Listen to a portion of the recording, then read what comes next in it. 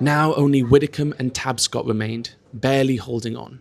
They drank compass fluid, chewed seaweed, gnarled their leather boots, and even ate their own peeling skin. To make matters even worse, 2 ships sailed past but didn't spot them in the ocean. Twice they stood ready to jump but couldn't. On day 22 though, rain came.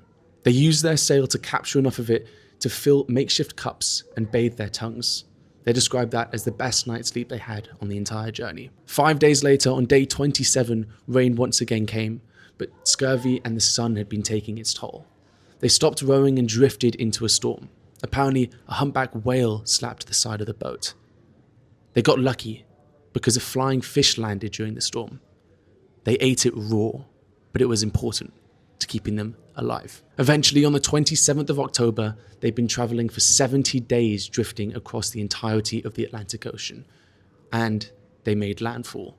It had been just the 2 of them now for 50 days on the ocean. They were found by a farmer who described them as being too starved to even stand up. They were flown to Nassau Hospital, given food, clothes, and even visited by the Duke and Duchess of Windsor, as you can see from this incredible photo here. Like I mentioned, this was the second time that Widdicombe had been sank out at sea, and he was set to go on a passenger ship back to the UK. It was named the Siamese Prince. But for the 3rd time, he was sunk out at sea, this time just 1 day out from Newport Harbour. His ship was torpedoed and all lives were lost.